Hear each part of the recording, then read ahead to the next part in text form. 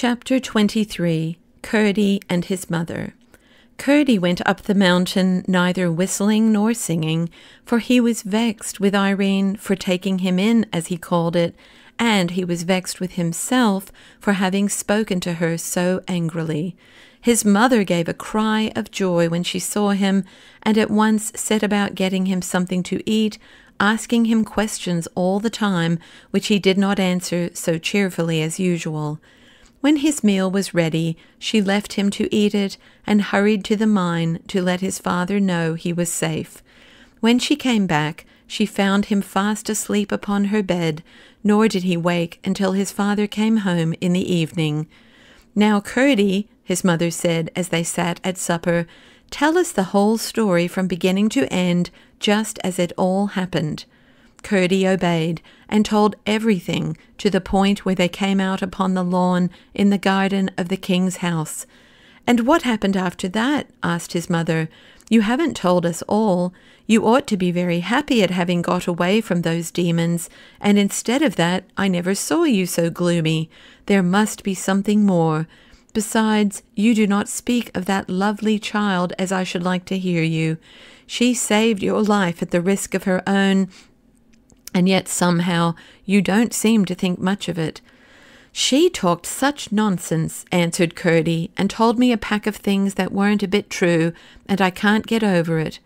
"What were they?" asked his father. "Your mother may be able to throw some light upon them." Then Curdie made a clean breast of it, and told them everything. They all sat silent for some time, pondering the strange tale. At last Curdie's mother spoke. "You confess, my boy," she said, "there is something about the whole affair you do not understand?" "Yes, of course, mother," he answered.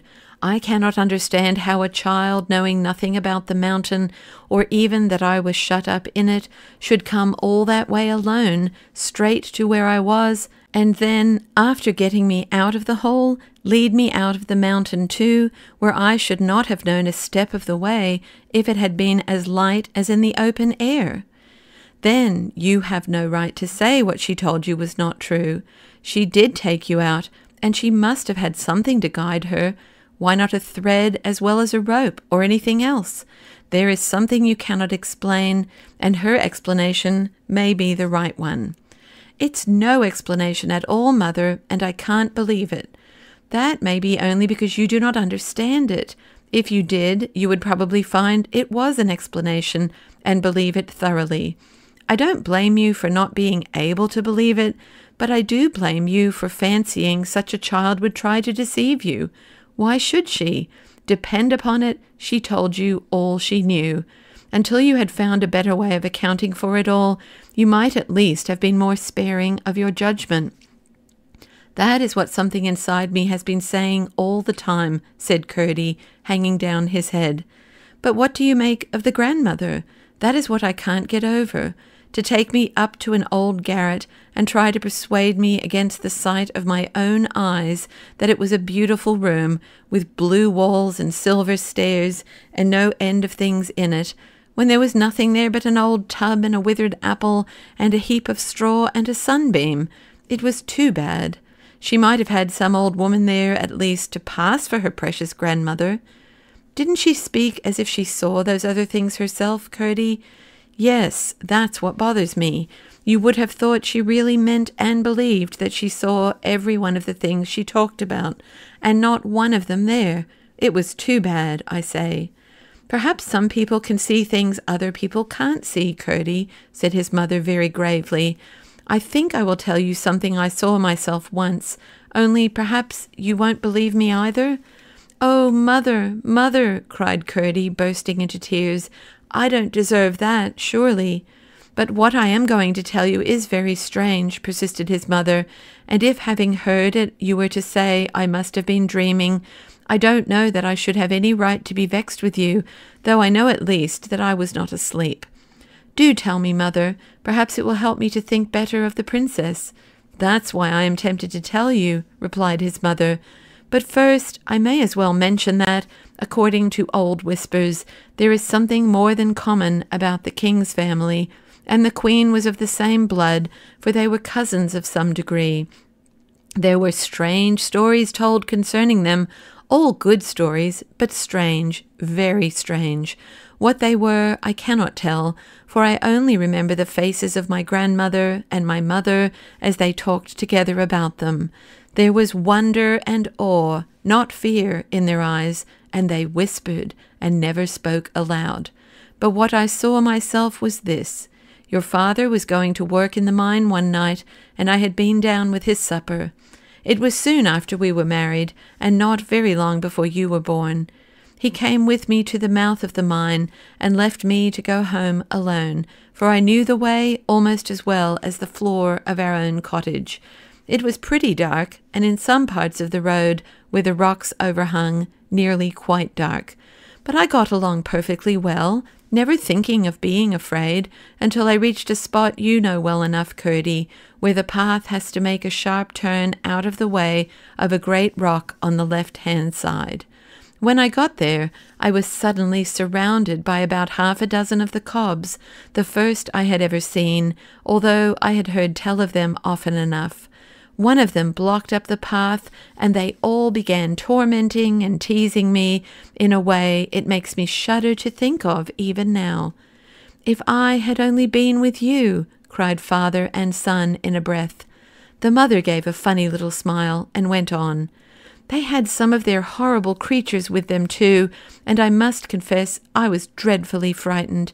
They had torn my clothes very much, and I was afraid they were going to tear myself to pieces, when suddenly a great white soft light shone upon me.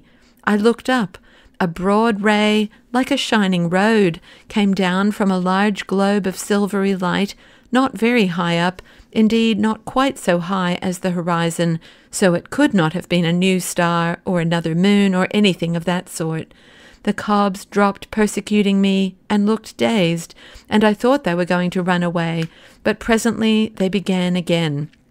The same moment, however, down the path from the globe of light came a bird shining like silver in the sun.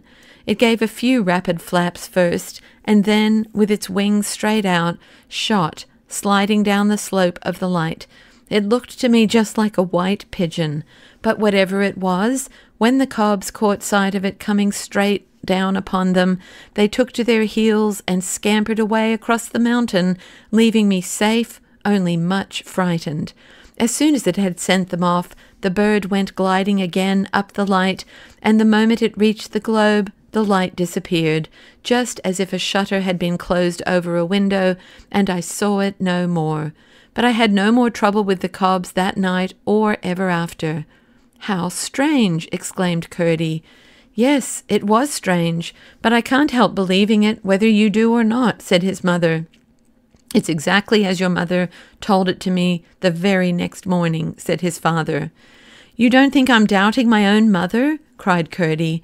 "There are other people in the world quite as well worth believing as your own mother," said his mother. "I don't know that she's so much the fitter to be believed that she happens to be your mother, Mr. Curdie. There are mothers far more likely to tell lies than the little girl I saw talking to the primroses a few weeks ago. If she were to lie, I should begin to doubt my own word." "But princesses have told lies as well as other people," said Curdie. "Yes, but not princesses like that child. She's a good girl, I am certain, and that's more than being a princess. Depend upon it, you will have to be sorry for behaving so to her, Curdie. You ought at least to have held your tongue." "I am sorry now," answered Curdie. "You ought to go and tell her so then." "I don't see how I could manage that. They wouldn't let a miner boy like me have a word with her alone, and I couldn't tell her before that nurse of hers. She'd be asking ever so many questions, and I don't know how many the little princess would like me to answer. She told me that Looty didn't know anything about her coming to get me out of the mountain. I am certain she would have prevented her somehow if she had known it, but I may have a chance before long, and meantime I must try to do something for her. I think, father, I have got on the track at last." "Have you indeed, my boy?" said Peter. "I am sure you deserve some success. You have worked very hard for it. What have you found out?" "It's difficult, you know, father, inside the mountain, especially in the dark, and not knowing what turns you have taken, to tell the lie of things outside. "Impossible, my boy, without a chart, or at least a compass," returned his father. "Well, I think I have nearly discovered in what direction the cobs are mining. If I am right, I know something else that I can put to it, and then 1 and 1 will make 3. They very often do, Curdie, as we miners ought to be very well aware. Now tell us, my boy, what the 2 things are, and see whether we can guess at the same third as you." "I don't see what that has to do with the princess," interposed his mother. "I will soon let you see that, mother. Perhaps you may think me foolish, but until I am sure there is nothing in my present fancy, I am more determined than ever to go on with my observations. Just as we came to the channel by which we got out, I heard the miners at work somewhere near, I think down below us. Now, since I began to watch them, they have mined a good half-mile in a straight line, and so far as I am aware, they are working in no other part of the mountain. But I never could tell in what direction they were going. When we came out in the king's garden, however, I thought at once whether it was possible they were working towards the king's house, and what I want to do tonight is to make sure whether they are or not. I will take a light with me." "Oh, Curdie," cried his mother, "then they will see you." "I'm no more afraid of them now than I was before," rejoined Curdie, "now that I've got this precious shoe. They can't make another such in a hurry, and 1 bare foot will do for my purpose. Woman as she may be, I won't spare her next time, but I shall be careful with my light, for I don't want them to see me. I won't stick it in my hat." "Go on, then, and tell us what you mean to do." "I mean to take a bit of paper with me and a pencil and go in at the mouth of the stream by which we came out. I shall mark on the paper as near as I can the angle of every turning I take until I find the cobs at work, and so get a good idea in what direction they are going. If it should prove to be nearly parallel with the stream, I shall know it is towards the king's house they are working. And what if you should? How much wiser will you be then? Wait a minute, mother dear. I told you that when I came upon the royal family in the cave, they were talking of their prince, Harelip they called him, marrying a sun woman, that means one of us, one with toes to her feet. Now, in the speech one of them made that night at their great gathering, of which I heard only a part, he said that peace would be secured for a generation at least by the pledge the prince would hold for the good behavior of her relatives. That's what he said, and he must have meant the sun woman the prince was to marry. I am quite sure the king is much too proud to wish his son to marry any but a princess, and much too knowing to fancy that his having a peasant woman for a wife would be of any great advantage to them. I see what you are driving at now, said his mother. But, said his father, our king would dig the mountain to the plain before he would have his princess the wife of a cob, if he were 10 times a prince. Yes, but they think so much of themselves, said his mother. Small creatures always do. The bantam is the proudest cock in my little yard.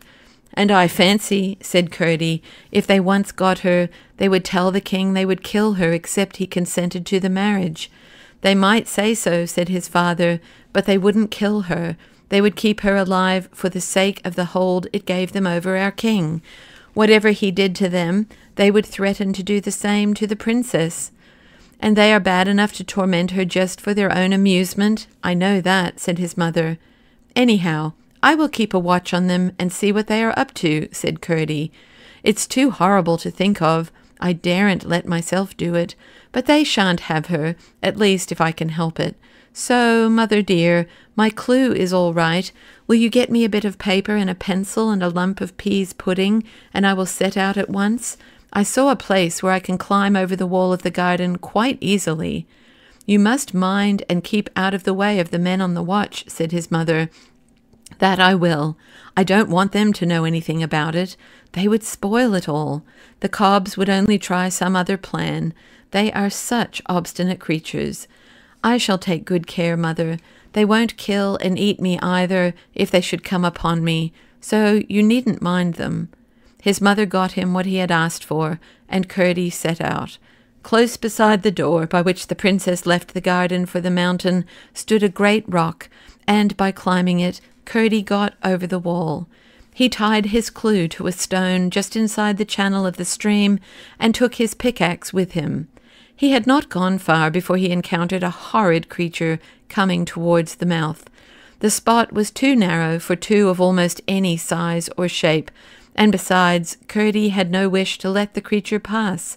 Not being able to use his pickaxe, however, he had a severe struggle with him, and it was only after receiving many bites, some of them bad, that he succeeded in killing him with his pocket knife. Having dragged him out, he made haste to get in again before another should stop up the way. I need not follow him farther in this night's adventures. He returned to his breakfast, satisfied that the goblins were mining in the direction of the palace, on so low a level that their intention must, he thought, be to burrow under the walls of the king's house and rise up inside it, in order, he fully believed, to lay hands on the little princess and carry her off for a wife to their horrid harelip.